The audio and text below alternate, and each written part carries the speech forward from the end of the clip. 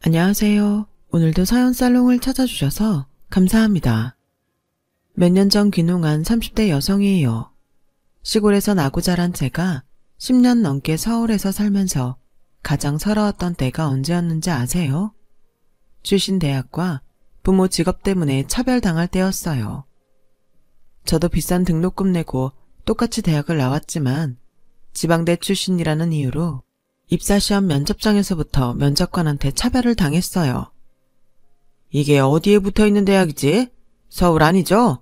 나 입사할 때만 해도 지방대 출신은 우리 회사에 원서도 못 냈었는데 세상 참 좋아졌네.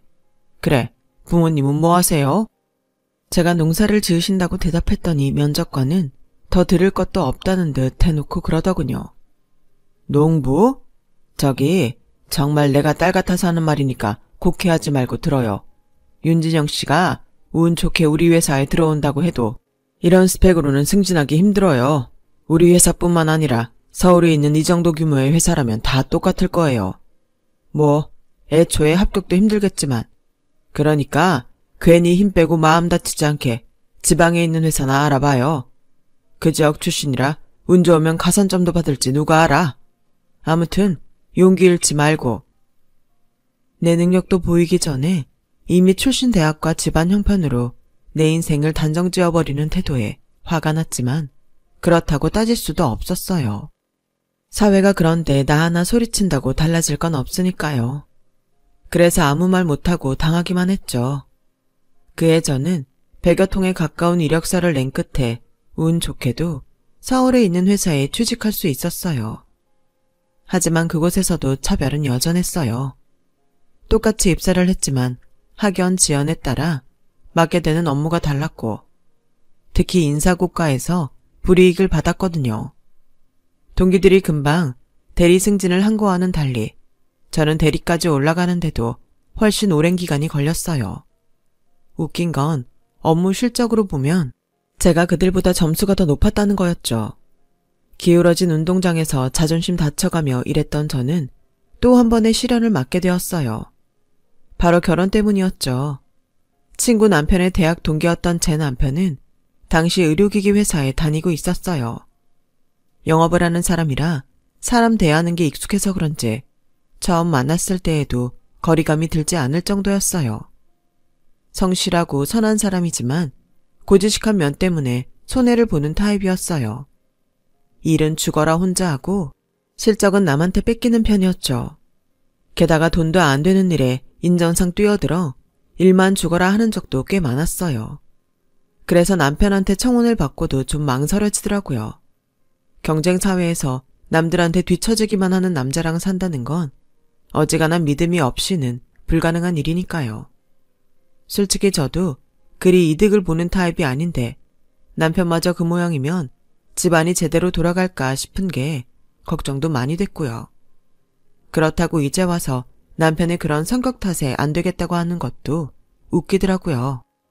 따지고 보면 제가 남편한테 반한 것도 선한 마음 씀씀이 때문인데 말이죠.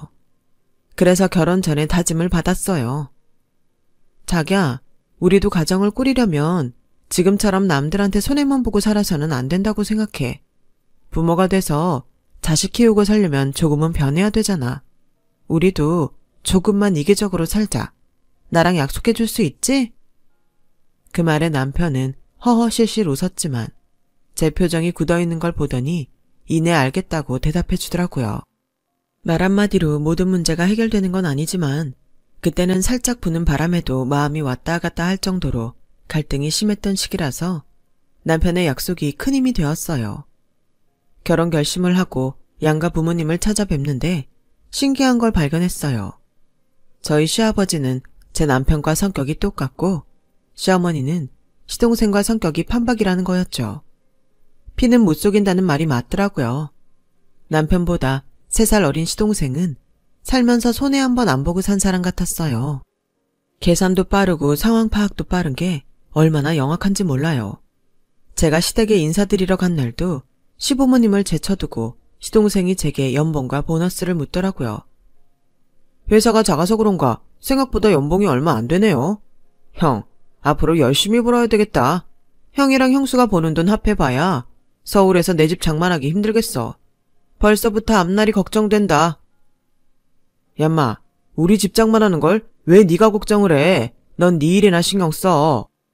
남편이 버럭 소리치자 시동생이 피식 웃으며 그러더군요. 형, 그래서 나는 있는 집 여자 만나 결혼하려고 그러잖아. 나 지금 만나는 애가 뭐하는 집 딸인 줄 알아? 서울에 건물만 3개 가지고 있는 집 외동딸이야. 걔네 오빠는 개인 병원 원장이고 우리 집처럼 집불도 없는 집에선 돈 있는 여자 만나 결혼하는 게 성공하는 지름길이라니까. 형수님 되실 분 앞에서 할 말은 아니지만 둘 다 없는 형편끼리 만나서 결혼해봐야 뭐가 나아지겠어요. 맨날 지질이 궁상이지. 뭐 그렇다고 형이랑 형수 보고 지질이 궁상이라고 하는 건 아니니까 너무 기분 나빠하지는 말고. 어찌나 말을 못돼 처먹게 하는지 시부모님만 안 계셨으면 머리를 한 대 쥐어받고 싶을 정도였어요. 그런데 시어머니가 오히려 자기 아들 편을 들면서 그러시지 뭐예요. 그건 우리 둘째 아들 말이 맞다. 남자는 자고로 돈 있는 처가덕 보고 살아야 되는 거야. 뒷배가 있어야 밖에서 일할 때도 남한테 기도 덜 죽는 거 아니겠니? 아, 내 친구들은 있는 집 며느리도 턱턱 들이던데 어떻게 내 아들은 그런 재주도 없는 건지 원. 부모님이 시골에서 농사 지으신다고? 네, 쌀농사랑 과수원을 하고 계세요. 그래? 그럼 적어도 쌀이랑 과일은 안 사 먹어도 되겠구나. 뭐 일이 이렇게 된 거 어쩌겠니? 부모한테 손 벌리지 말고 니들 힘으로 잘 살아야지. 안 그러니? 시어머니는 마치 손해보는 장사하는 장사꾼처럼 잔뜩 우거지상을 하고선 마지못해 결혼을 허락해 주셨어요. 그날 시댁을 나오는데 남편이 제 손을 꼭 잡고는 제 눈치만 보더라고요. 자기는 저희 집에 인사 가서 과분한 대접을 받고 온 뒤라 미안해 그런 모양이었어요. 시댁에 인사드리고 온 후로 기분이 많이 상해 있던 저는 생각지도 못한 시아버지의 방문에 결혼 결심을 굳힐 수 있었어요. 점심시간에 맞춰 저희 회사 앞으로 오신 아버님은 지난번 방문 때 마음 상했을 거라며 미안하다고 밥이라도 사주러 왔다고 하셨어요. 아가, 나는 네가 참 마음에 든다. 시댁에 처음 인사 온 자리에서 싫은 소리 듣고도 내색 감고 참아주는 게 어디 쉬운 일이니? 심성도 곱고 마음 씀씀이도 넓은 내가 며느리로 와준다면 내가 더 바랄 게 없다. 우리 큰애가 고지식하고 융통성은 좀 없어도 자기 사람 눈에 눈물 뽑는 짓은 안 할 놈이다. 그건 애비인 내가 보장하마. 그러니 마음 풀고 내 며느리로 와다오. 며느리 사랑은 시아버지라고 하지 않든 내가 네 시어머니 목까지 잘해주마. 제가 상처받았을까봐 직접 와서 위로해 주시는 아버님을 보니 그래도 시댁에 내 편이 둘은 있는 것 같아서 위안이 되더라고요. 마지막까지 결혼을 갈등하던 저는 아버님의 방문을 기점으로 결혼하기로 확실히 마음을 정했어요. 양가 모두 형편이 그리 좋은 편은 아니어서 저희 둘이 벌어놓은 돈으로 집이랑 살림을 장만해야 했어요. 비록 대출을 잔뜩 낀 작은 평수의 전셋집이었지만 내 마음껏 내 손으로 꾸며 살 수 있어서 좋더라고요. 시간은 흘러 우리가 결혼하고 2년 뒤 시동생이 결혼을 하게 되었어요. 있는 집 딸이랑 결혼을 한다고 그렇게 자랑을 하던 시동생은 결혼을 앞두곤 저희한테 돈을 꾸러왔더라고요. 형 좋다는 게 뭐야. 동생이 힘들 때 형이 안 도와주면 누가 도와줘. 형도 알다시피 우리 처가가 좀 잘 살아. 딴 건 몰라도 멀쩡한 집은 해가야 나도 기 안 죽고 살지. 그러니까 딱 5천만 해줘. 응? 얌마, 나한테 그런 돈이 어딨어. 우리도 대출금 갚느라 허리가 휘는데. 그러지 말고 좀 집규모 줄여서 시작하면 되잖아. 아, 모르는 소리 좀 그만해. 돈도 투자를 해야 버는 거 몰라. 내가 그지 같은 집 해가면 처가에서도 나한테 돈 안 풀 거란 말이야. 안 그래도 결혼하면 회사 때려치우고 독립할 생각인데 집도 변변히 못 해가면 처가에서 나 믿고 사업자금을 대주겠어? 그러니까 부탁 좀 하자. 형수 친정에 돈 좀 없어요? 내가 금방 갚아줄 테니까 몇 천만 끌어다 주세요. 아, 나 좀 살려달라고요. 막무가내로 돈 내놓으라고 떼를 쓰는 시동생을 보니 기가 차서 말도 안 나오더라고요. 시동생이 한바탕 난리를 피우고 돌아가자 남편이 베란다로 나가 한숨만 푹푹 쉬더라고요. 아무리 철없는 동생이지만 맞이인 자신이 동생 결혼하는데 모른 척할 수는 없어서 그런 것 같았어요. 저희 결혼할 때 시동생이 해준 건 축의금 50만 원이 다였지만 형이 돼서 똑같이 50만 원만 해줄 수는 없잖아요. 여보, 나한테 적금 들어놓은 돈이 좀 있는데 그거라도 깨서 빌려주자. 1,000만 원은 될 거야. 아니야. 당신이 투자까지 뛰어가며 번 돈인데 그걸 어떻게 써? 내가 은행 가서 대출 좀 알아볼게. 미쳤어? 내 돈 놔두고 뭐하러 이자 내가며 돈을 빌렸어. 대출까지 받아서 빌려주면 퍽이나 도련님이 이자까지 갚아주겠다. 암튼 언제 갚을지는 몰라도 일단 갚는다고 했으니까 적금 깨서 빌려줘. 싫어도 어쩌겠어. 우리가 안 해주면 어머님까지 찾아와서 닥달하실 텐데. 그러니까 너무 마음 졸이지 마요. 결혼할 때 독하게 이기적으로 살자고 마음먹었지만 사람 천성이 어디 하루아침에 변하나요? 게다가 가족과 연관된 일이라 한 번에 무자르듯 쉽게 자를 수가 없었어요. 여기저기서 돈을 끌어다가 28평 아파트에 전세로 신혼집을 마련한 시동생은 결혼하자마자 언제 그랬냐는 듯 어깨에 힘을 주고 다녔어요. 차도 중형 세단으로 바꿨고요. 말로는 처가에서 해줬다고 하더군요. 차 외에도 고가의 골프채 세트며 명품 구두까지 이전의 생활과는 완전 다른 생활을 하며 살기 시작했어요. 웃긴 건 그러면서 저희한테 빌린 돈은 갚을 생각도 않더라는 거죠. 아직 결혼한 지 얼마 안 돼서 돈 얘기 꺼내기 뭐하니 좀 참아보자 했지만 그 후로 2년이 지나도록 빌린 돈 갚을 생각은 영 안 하길래 결국 말을 했죠. 그랬더니 헛웃음을 치며 그러더군요. 형수, 꼴랑 돈 청가지고 너무 사람 귀찮게 하는 거 아니에요? 저요, 사업하는 사람이에요. 그깟 1,000만 원 마음 먹으면 당장이라도 계좌이체 해줄 수 있다고요. 사람을 뭘로 보고 그러셔? 그래요. 그럼 잘 됐네요. 안 그래도 우리 전세 보증금 올려줘야 하니까 지금 당장 돈 갚아주세요. 이제 안 받고 2년 넘게 빌려줬으면 저희도 할 만큼은 한 거라고요. 그랬더니 시동생이 인상을 팍 쓰고는 볼멘 소리로 그러는 거예요. 좋아요. 형수는 1,000만 원 바로 싸줄게요.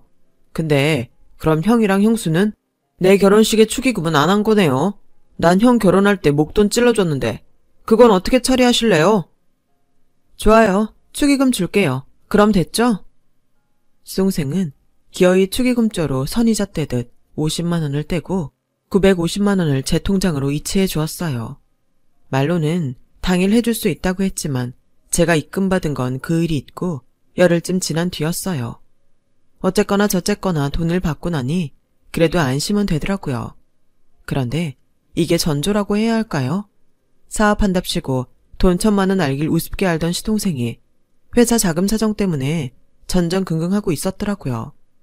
나중에 알고 보니 저한테 갚은 돈도 시어머니가 지인한테 빌려온 급전으로 갚아준 거였어요. 아무리 돈 많은 처가라지만 밑빠진 독에 물만 붓고 있을 수만은 없었던 모양인지 수익이 날 때까지 더는 투자는 못하겠다고 했다나 봐요. 갑작스러운 장인의 자금 지원 중단에 남의 돈으로 기분 내며 사업하던 시동생은 초비상에 걸린 셈이었죠. 상황이 그러면 씀씀이를 줄이고 계획성 있게 지출 관리를 해야 하는데 시동생과 동서는 그러지 않았어요. 마치 내일은 없는 사람처럼 일단 쓰고 보자는 식으로 사치스러운 생활을 이어나갔어요. 그러다 대금 결제일이 다가오면 시부모님 댁이고 저희 집이고 온 사방에 전화 걸어 돈 구하기에 급급했어요. 배짱이도 이런 배짱이가 없었죠. 그러던 그해 겨울 시아버지께서 뺑소니 사고를 당하셔서 갑작스럽게 세상을 떠나시고 말았어요. 제겐 누구보다 다정했던 아버님이시라 장례식 내내 눈물이 멈추지 않았어요. 아버지를 잃은 남편 역시 밥도 제대로 먹지 못할 정도로 힘들어했어요. 하지만 딱 한 사람, 시동생만큼은 부모 잃은 슬픔보다 딴 데 정신이 팔린 사람처럼 장례식에 집중하지 못했어요.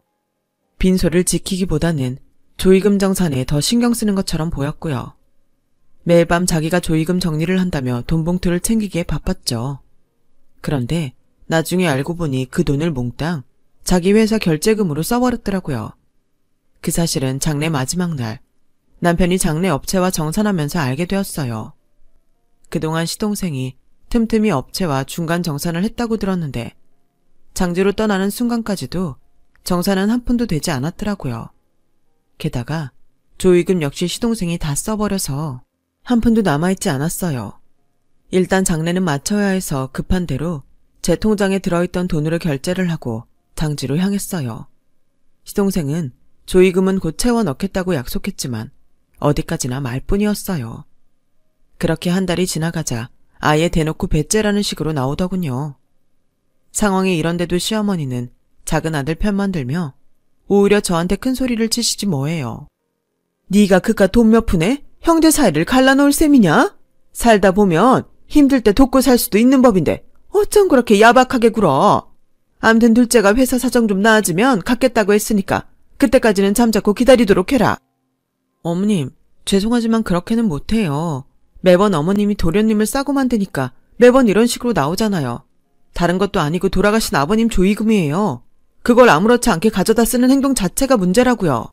사업하다 보면 안 될 수도 있죠. 그걸 탓하지는 않아요. 문제는 대응 방법이라고요. 회사는 자금난으로 자생할 기미가 없는데 사장이라는 사람은 회사를 살릴 생각보다는 분에 넘치게 사치스러운 생활을 하기 위해 회사를 핑계로 돈 끌어다 자기들 먹고 쓰고 사는데 쓰고 있잖아요.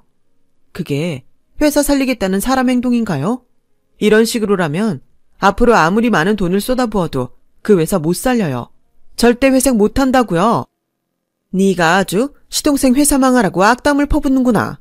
아주 내 새끼 망하라고 고구를 해. 어머님은 말이 통하지 않았어요. 보다 못한 남편이 나서서 시동생을 찾아가 단판을 지었고 얼마 뒤 시동생이 제 통장으로 돈을 입금해주면서 사건은 일단락 됐어요. 하지만 진짜 문제는 그 다음이었어요. 아버님 49제가 끝나기도 전에 어머님이 저희랑 합가를 하시겠다고 짐 싸들고 저희 집으로 들어오신 거예요. 아버님도 없는 집에서 살려니 많이 적적하시다는 게 이유였죠. 예, 내가 니들이랑 살면 니들도 좋지. 안 그러니? 애도 니네 친정어머니한테 안 맡겨도 되고 살림도 내가 대신 살아줄 테니 얼마나 편하고 좋니? 나도 내 생각만 하고 합가하자는 거 아니다. 서로 득보자고 하는 거라고. 손주를 봐주시겠다며 당당하게 합가를 요구하시는 시어머니 통해 결국 저희 어머님을 모시게 됐어요. 떨어져 살 때는 몰랐는데 막상 같이 살다 보니 그동안 몰랐던 것들도 많이 알게 되더라고요. 끝까지 몰랐으면 좋았을 것까지 말이에요. 예를 들자면 차별적인 시어머니의 사돈 선물이랄까요. 하루는 저희 엄마 환갑을 앞두고 어머님이 벽장에 쟁여두었던 새 이불 한 채를 꺼내셨어요. 설마 저걸 선물로 내놓는 건 아니겠지? 하고 생각했는데 맞더라고요.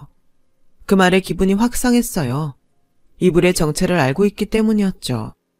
저희 동네 초입 건물의 3층에 깔새로 들어온 건강보조식품 판매점이 있는데 거기서 나이든 어른들한테 물건을 팔아먹을 욕심에 미끼 상품으로 질 떨어지는 제품을 1,000원에서 5,000원 정도에 팔고 있었어요. 이 이불도 그런 거였어요. 어머님이 이 이불을 사오신 날 이걸 단돈 5,000원 주고 산 이불이라고 하도 자랑을 하셔서 기억하고 있었죠. 이거 이래봬도 꽤 쓸만한 거다. 안 싸던 환갑 선물로 보내드려라. 시골에서 농사 짓는 양반들이 덮을 거는 변변히 가지고 살겠니? 넌 시집 잘 온 줄이나 알아. 세상에 어떤 시어머니가 안 사돈 환갑까지 챙기겠냐. 나나 되니까 해주는 거야. 참, 고양이 쥐 생각해주는 꼴이었죠. 시어머니는 한 번 덮으면 보풀이 생기는 싸구려 5,000원짜리 이불 한 장 던져주곤 갖은 생색은 다 냈어요. 이런 이불은 저희 집에서도 안 덮는데 말이죠. 시골에 산다고 사람 우습게 하는데 사람 사는 게 다 같은 거 아니겠어요? 내가 쓰기에 아쉬운 물건은 누가 써도 아쉬운 걸 텐데 시어머니는 그걸 몰랐어요. 그리고 그 무렵 저희 친정은 전과 달리 생활이 많이 나아진 상황이었어요. 농대를 나온 남동생이 아빠가 하시던 과수원을 물려받아 온라인 판매처까지 구축해 꽤 성공시킨 참이었거든요. 중간 유통 단계 없이 소비자한테 바로 팔 수 있어서 마진도 많이 남았고 그렇게 얻은 수익으로 종자 개발과 포장에도 신경을 써서 사업 확장을 하고 있었으니까요. 거기다 우리 집을 비롯해 마을 주민들이 수확한 농산물들도 온라인 유통을 통해 판매하고 있었어요.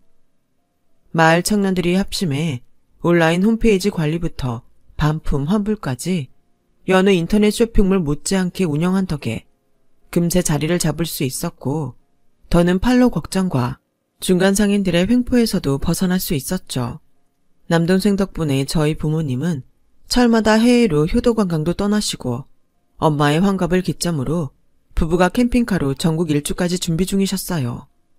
시어머니가 생각하는 총구석 농부가 아니란 얘기죠. 친정 살림이 나아지는 사이 제 남편은 퇴직을 고민하게 되었어요. 문제의 시발점은 바로 동서 친정 오빠의 횡포였죠. 아시다시피 저희 남편은 의료기 회사 영업직 직원인데 실적 때문에 늘 마음고생을 해야 했어요. 그러다 동서가 자기 오빠 병원에 의료기기를 납품하게 도와주겠다고 해서 사돈이 하는 병원으로 갔죠. 팜플렛을 펼쳐들고 열심히 설명을 했더니 며칠 생각을 해보겠다며 가서 기다리라고 하더래요. 그런데 팜플렛을 주고 온 지가 일주일이 넘었는데 연락이 없는 거예요. 목마른 사람이 우물 판다고 남편은 사돈 병원으로 찾아갔지만 기다리라는 말만 할 뿐 번번이 바람을 맞춘 거죠.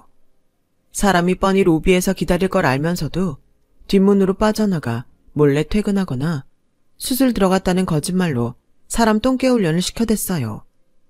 그렇게 한 달가량 지난 어느 날 동서가 저를 찾아와 그러더군요. 형님, 사람이 눈치가 있으면 절에서도 고기를 얻어먹는다 그랬어요. 어쩜 아주버님은 영업한다는 사람이 그렇게 융통성이 없어요? 한두 푼 하는 기계도 아니고 그 정도 물건 팔아줄 사람한테 대접은 필수 아닌가요? 요즘 같은 경쟁사회에서 어떻게 살아가려고 그렇게 사나 몰라? 이거 우리 오빠가 요즘 눈독 들이는 골프채 세트예요. 여기다 백까지 해서 보내라고 하세요. 아, 그리고 병원 식구들 회식 좀 하게 금일봉도 좀 넣어주시고요.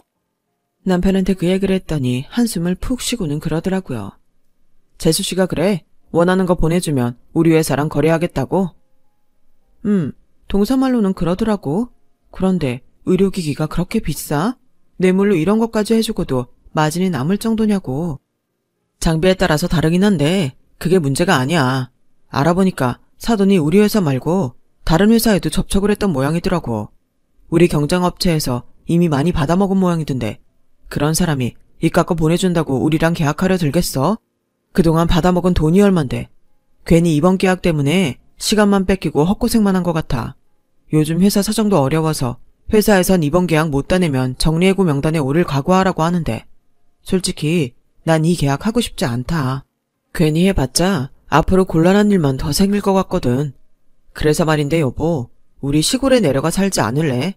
내가 처남이랑 얘기를 좀 해봤는데 요즘 처남이 하는 사업이 잘 돼서 일손이 많이 필요하대. 괜찮으면 내려와서 같이 하자는데 당신 생각은 어때? 차라리 내 몸 열심히 움직여서 정당한 대가 받고 살 수 있다면 난 그게 훨씬 좋을 것 같은데 말이야. 이미 어느 정도 결정을 내린 것 같은 남편의 표정에 저도 마음의 준비를 하게 됐던 것 같아요. 하지만 시어머니를 모시고 사는 처지라 쉽게 귀농을 결정하기 힘들더라고요. 그런데 불행인지 다행인지 어머님에 대한 일말의 걱정도 확 사라지게 하는 사건이 벌어진 거예요. 카드 명세서가 왔는데 글쎄 이번 달 카드값이 엄청 나왔더라고요. 명세서에 난생 처음 보는 업체에서 일시불로 100만 원을 결제한 내역이 있어서 이게 뭔 일인가 싶었어요. 내가 산 물건은 아니라서 혹시 어머님이 사신 건가 해서 여쭤봤죠. 합가를 한 이후 살림을 도와주시는 어머님께 카드를 몇 번 드린 적이 있는데 그때 쓰신 게 아닌가 하고요. 그래, 그거 내가 산 거 맞다. 어머님, 도대체 뭘 사셨길래 일시불로 100만 원이나 나온 거예요? 우리 집에 이 정도 가격하는 물건은 들어온 적이 없잖아요. 그러자 어머님이 꿀먹은 벙어리처럼 입을 꾹 다문 채 먼 산만 바라보고 계신 거예요. 그 모습을 보니 분명 나한테 말하기 곤란한 일을 벌인 게 틀림없다 싶었어요. 그래서 몇 번 더 여쭤봤더니 그제야 되려 화를 내시며 그러는 거예요. 작은 사돈 생일이라고 해서 작은 애 친정에 선물 좀 사보냈다. 왜? 네 돈 쓴 것도 아니고 내 아들이 번 돈 내가 좀 썩기로 서니 너한테 추궁당할 이유 있니? 저희 엄마 환갑 땐 5,000원짜리 이불 보내시고선 동서 어머니한테는 100만 원짜리 선물을 보내셨다고요? 그것도 제 카드로 사서요? 어머니, 정말 너무하시는 거 아니에요? 어머, 얘 좀 봐라. 어디서 눈 똑바로 뜨고 시애미를 노려봐.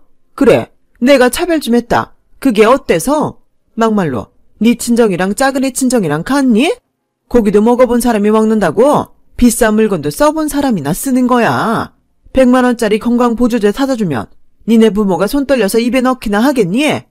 괜히 벽장에 모셔두고 살다가 곰팡이 펴서 버리기만 하지. 그러니 내 탓하지 말고 못 사는 니네 친정부모 탓이나 해라. 어머님, 어떻게 말을 그렇게 하세요? 말끝마다 저희 친정 무시하시는데요. 어머님한테 무시당할 만큼 우리 친정 못 살지 않아요.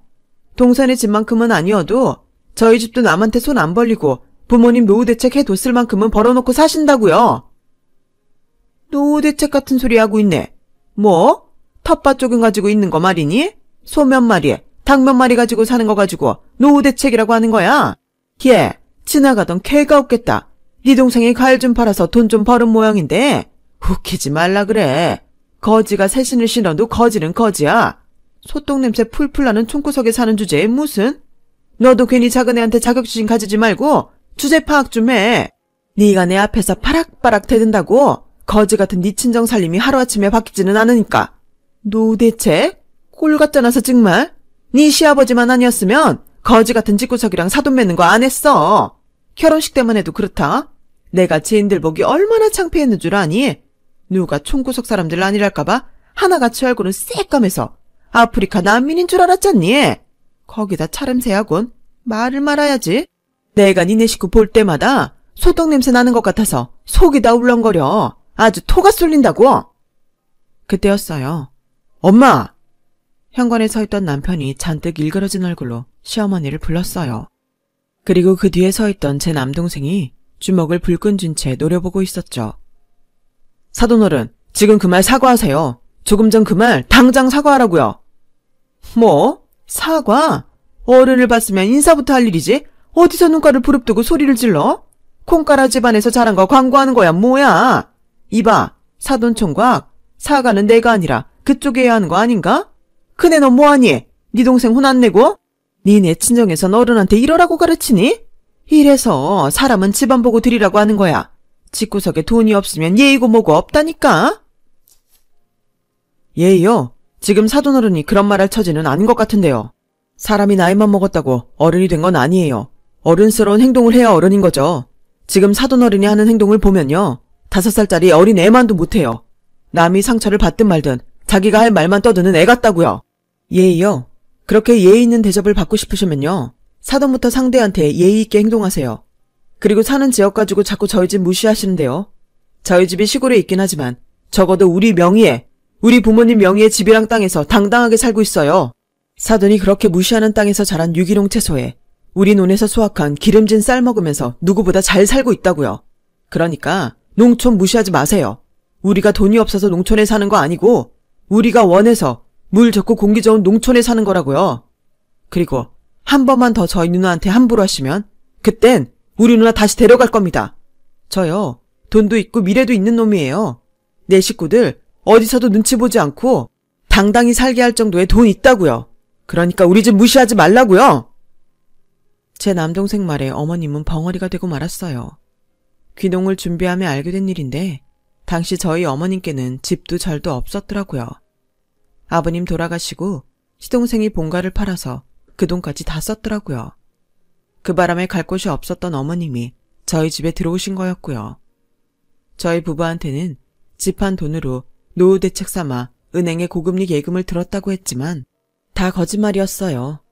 1년의 사건으로 어머니께 완전히 정이 떨어진 우리 부부는 살던 집을 처분하고 저희 친정이 있는 고향으로 내려왔어요. 마을에 빈집 하나를 사서 리모델링을 하고 본격적으로 귀농 생활을 시작했죠. 귀농에 따른 정부 지원금도 있어서 새로 정착하는데 큰 어려움은 없었어요. 게다가 온라인 유통 사업 후 동네 사람들이 저희 집을 바라보는 눈이 달라져서 남동생 말 맞다나 동네 어디서도 당당하게 지낼 수 있었어요. 이렇게 저희 가족은 시골 생활에 만족하며 잘 지내고 있는데 시동생 집에 들어가 살게 된 어머님은 하루가 멀다 하고 동서랑 싸우시나 봐요. 우리 부부가 귀농을 결정한 뒤 어머님은 갈 곳이 없게 되었고 당신 집을 해먹은 둘째 아들한테 작은 방 한 칸 얻어달라고 했지만 그나마도 돈 없다는 핑계로 해주지 않았어요. 그래서 제 남편이 시동생을 찾아가 집 한 돈을 내놓던지 아니면 어머님을 모시고 살라고 단판을 지은 덕에 어머님은 작은 아들과 살게 됐어요. 하지만 살아보니 자식이 웬수였죠. 툭 하면 제게 전화해서 신세 한탄을 하시는데 얄밉긴 해도 불쌍하더라고요. 그래도 어쩌겠어요. 당신이 뿌린 씨니 당신이 감수하고 살아야죠. 그간 모르긴 해도 부잣집으로 장가간 남동생한테 밀려서 장남 대접도 못 받고 살던 남편은 장인 장모한테 사위 대접 톡톡히 받고 사니 여기가 더 자기 집 같고 좋다고 하네요. 사랑을 받으니 사랑도 줄 줄 알게 된 건지 모르겠지만 남편이 제 부모님께 살가운 아들처럼 구는 모습에 마냥 행복하기만 합니다. 10년 넘게 온갖 차별 당해가며 버텼던 서울살이도 언젠가는 이가의 미소로 남을 추억이 되겠죠. 지금도 각박한 서울살이로 버티는 분들 기죽지 말고 당당하게 매일을 버티며 살아가시길 바랍니다. 우리 인생은 아직 끝난 게 아니니까요. 그럼 다들 화이팅입니다. 지금까지 제 사연을 들어주셔서 감사합니다.